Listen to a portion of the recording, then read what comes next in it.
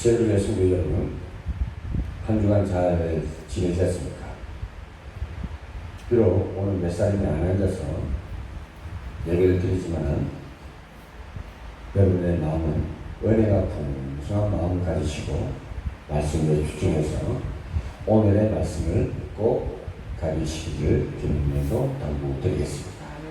오늘 말씀의 제목은 찬양의 가장 큰 문제가 무엇인가? 두 번째 시간입니다. 전에는 찬양의 가장 큰 문제가 무엇인가 인상을 했습니다.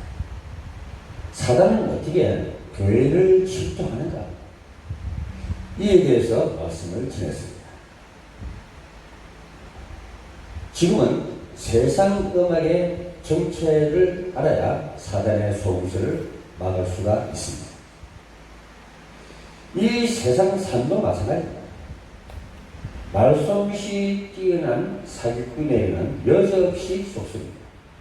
교회도 마찬가지로 알게 모르게 교회 속에 들어간 우상들이 저희들을 속이고 넘어뜨리고 있는 것을 볼 수가 있습니다. 찬송 속에도 그렇고 또 예배하는 모습에서 또 삶의 여건에서 이러한 것들을 자기가 모르는 어떠한 문제들을 다 가지고 있습니다. 그래서 특히 오늘은 세상 음악과 교회의 음악은 서로 상반된 목표를 가지고 지금까지 달려가고 있는 것을 말씀하고 있습니다. 교회의 찬양은 오직 하나님을 위한 것이라면 세상 음악의 목적은 인간과 사단의 목적입니다. 그렇기 때문에 목욕탕 비즈니스의 속도 그렇게 전문적인 사역꾼들이 설치됐습니다. 친하게 지내면 같이 싸우려 가지고 옷을 훌렁훌렁 벗고 앉아서 비즈니스를 합니다. 그러면 아주 잘 된다고 합니다. 왜?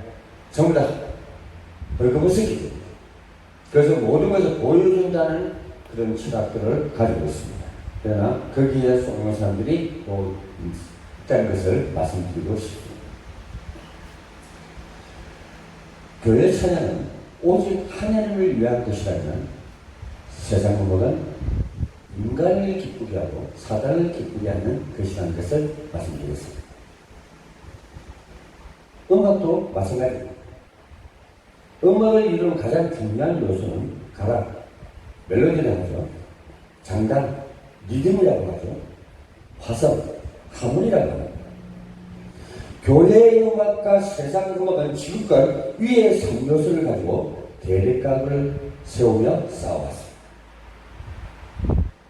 사단이 음악으로 세상 문화를 정복하고 또 교회의 찬양까지 전락할 수 있는 방법이 있다면 결국 이 세 가지를 가지고 이용할 수밖에 없다는 점에서 우리는 이 부분을 자세히 분석하고 사단의 전략을 발견하고 대응해야 할 것입니다.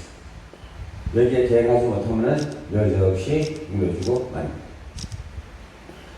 첫 번째, 가락, 이 선율이 교회의 음악과 세상 음악의 가장 중요한 쌀. 찬양은 여러분도 알다시피 명적 분해라고 얘기하죠.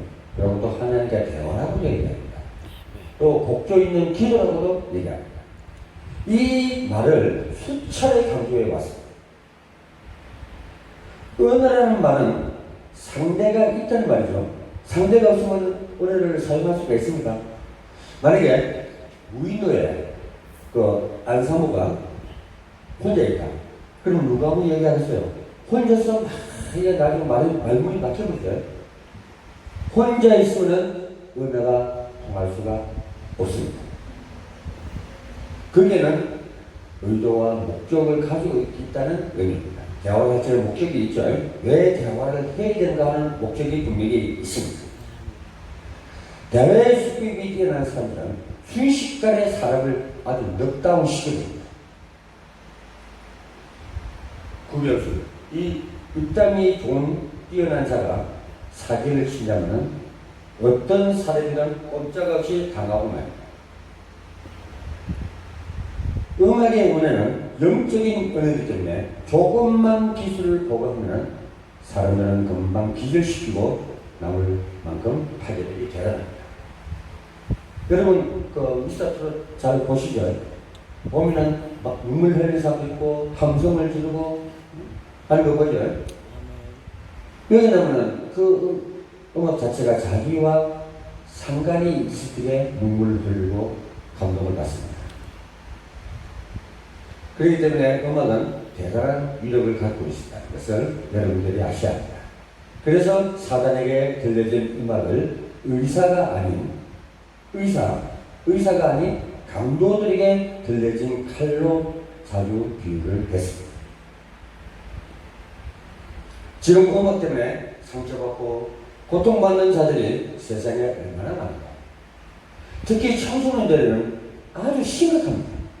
그런데도 사단은 절대로 음악에 속았다는 것을 깨닫지 못하게 하는 것입니다. 그걸 알면은 안 되거든요. 쉽게 얘기하면 우리가 사단의 존재와 실체를 안다면 절대 속지 않습니다. 음악을 들어도 분별을 합니다. 우리가 잘 아는 마이클 잭슨 있죠. 그분도 그 BBC라는 음악이 있습니다. 아주 유명하죠. 근데 그 뜻이 뭐냐면 치고 때려라. 그러니까 폭력을 주장하는 노래를 불렀다. 핑크 플로이드 같은 경우는 옐로우 마리라는 마약을 금장하는 노래를 부르는데 아무도 몰라요. 옐로우 마리라는 것은 노란 잠수함이라는 뜻이에요. 그런데 그것이 마약이라는 거예요. 사람들은 그 빼고 머스켓 거꾸로 얘기하면 못 알아듣습니다. 그래서 사단가 제일 인용 많이 하는 데가 10편 23편입니다. 하나님을 도구로 표현합니다. 가시죠, 하나님은. 그러니까 이제 도구, 소문자로 써갖고 GOD를 쓰죠. DOG. 그걸 거꾸로 얘기하는 거예요. 그렇기 때문에, 우리가 음악 속에서 사단의 숨겨진 흉기들이 많이 있다는 것을 지금까지 세계적인 음악가들을 우리가 알 수가 있습니다. 얼마 전에 한국의 인기 가수 한 명이 자살했는데 세상적인 진단은 우울증이에요. 악성 댓글로 인한 충격이라고 했습니다. 그녀는 아직 10대에 20대 중반이 앳되고 순수한 가수였습니다. 또 가슴 아프게 한 사연은 그가 크리스찬이라는 사실입니다. 복음을 가지고 있어. 계속 염려하고 구신하는 것은 실패합니다. 음악의 사회적인 전략을 알지 못하고 세상 음악의 속에 빠지면 결국 흑암세력에 잡힌다는 사실을 깨달아야 할 것입니다. 그래서 교회 안으로 사단은 세상적이고 거짓된 승리를 가지고 유혹을 하고 있습니다. 지도교회 성도 여러분, 사단이가 세상적인 거짓 선율로 여러분들을 유혹하더라도 유혹에 넘어가면 안 됩니다. 까딱하면은 그들이 갖고 있는 세 가지 방법으로 우리를 속입니다. 세상적인 선율은 인간을 좋게 하기 위한 선율이기에 찬송가와는 비교 못할 황홀함과 흥분감을 가져 금방 그런 음악을 좋아하게 되고 거기에 장단을 맞추게 됩니다. 그렇게 되면 자연스럽게 찬송가를 재미가 없어집니다. 그래서 교회 안에 세상 가락들이 날로 자리를 넓혀가고 있는 현실을 볼 수가 있습니다. 첫째, 가락의 우아하고 화려함이 교회의 찬양의 본질을 놓치게 합니다. 가락이 우아하고 화려하다면 좋은 음악이에요. 그렇지 않으면 수준 낮게 있습니다. 그러다 보니까 찬양이 참 뒷전에 밀리는 그런 것을 볼 수가 있습니다. 인간의 기준에서 보면 예술적 가치를 손해할 수밖에 없습니다. 찬양의 전문가들이라도 속을 수밖에 없는 함정이 바로 여기에 있기 때문입니다. 그래서 음악을 가지고 사단이 속인다면 가장 중요한 요소가 세 가지예요. 요 앞서서 지적하지 않았습니다.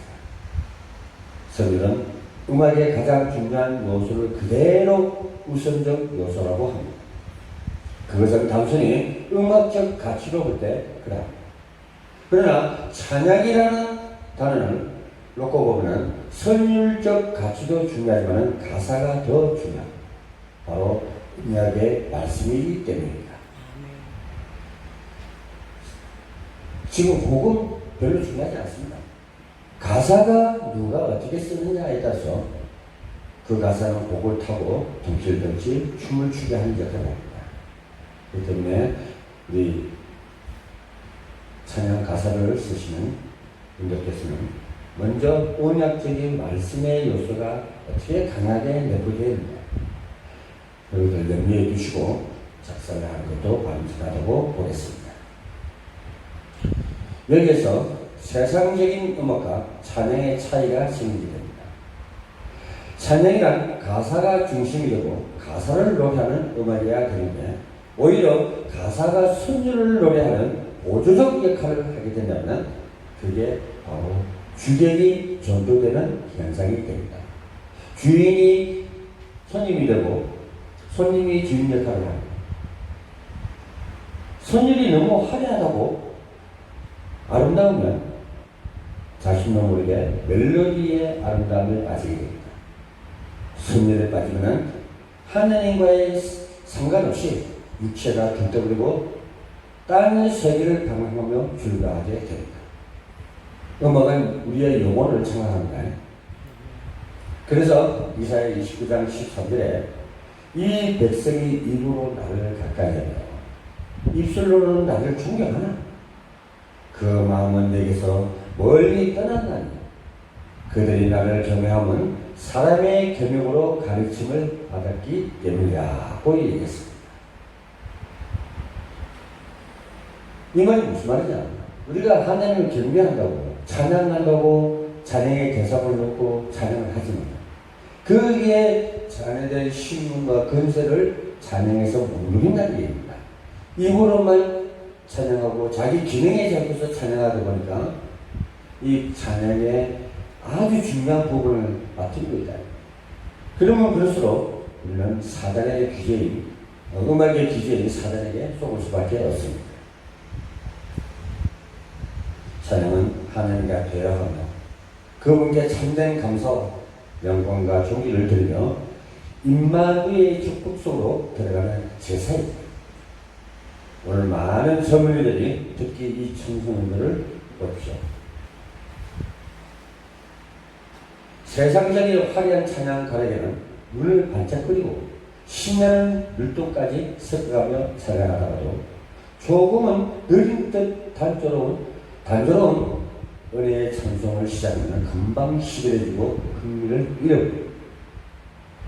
사단이 얘기하면 성공하면 교회가 아무리 찬양을 기능적으로 예술적으로 잘해도 사단은 필요하지 않습니다. 이미 찬양의 축복을 떠났기 때문입니다. 두 번째로 르네상스 운동의 음악에 나타난 사단의 전략을 알아야 할 것입니다. 복음이 희미할수록 화려하고 생동감이 넘치는 찬양은 또 매력적일 수밖에 없습니다. 더구나 세상 문화를 정복한다는 민명 아래 교회는 세상 음악들을 무차별적으로 도입하는 형국이 되었습니다. 이것은 마치도 마약하는 사람들을 살리기 위해 자신이 마약에 중독되려 하는 자와 똑같은 의식입니다.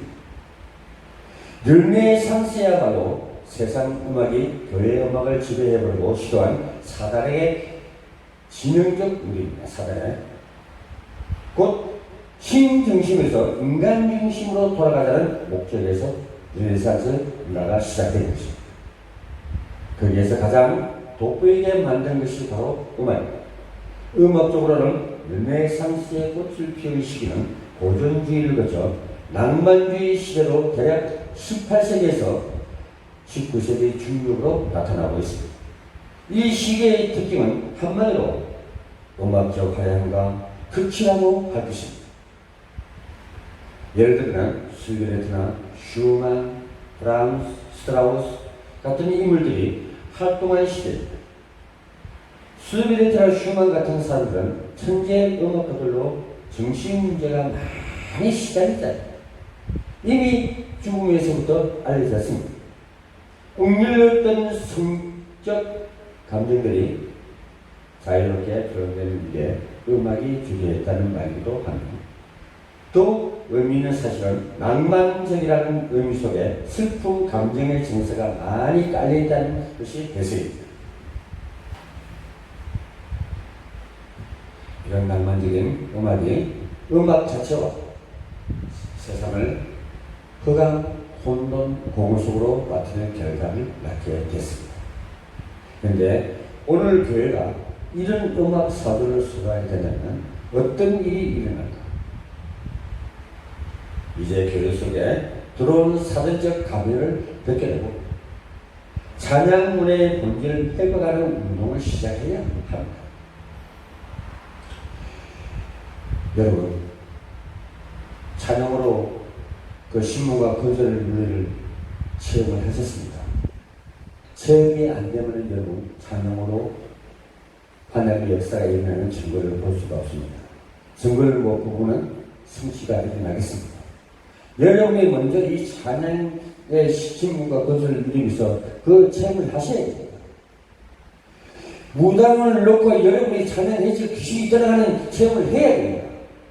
그래야만 이 증거가 되고 그것이 성취입니다. 하나님의 말씀은 살아있고 찬양은 하나님을 가장 기뻐하는 찬양이요 또 그 신문과 그것을 누릴 수 있는 최고의 영적 무기라는 것을 여러분들이 아시게 찬양 사이트들이 소원합니다. 특히 그 성가대 지휘자 분들께서는 그들에게 굉장히 자존심이 강합니다.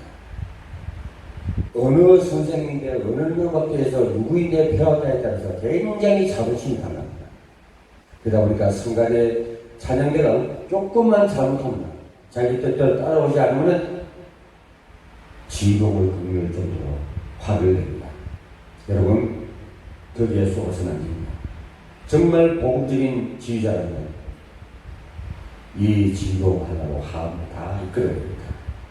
여러분, 오케스트라 보십시오. 제가 이 다른 악기들이죠. 소리도 다르고 음도 다르고 다 다른 것들을 지휘의 그 지휘봉 하나로 다 조화를 이루고 화음을 내고 나오게 됩니다. 그와 마찬가지로 특히 찬양팀 하십니다. 찬양의 신문과 거절을 그려주시오. 분명히 그 찬양은 반응이 일어납니다. 하나님이 임마누엘의 축복을 주심을 알 수가 있습니다. 그냥 노이즈와 같이 그러면 찬양은 무서워하지 않습니다.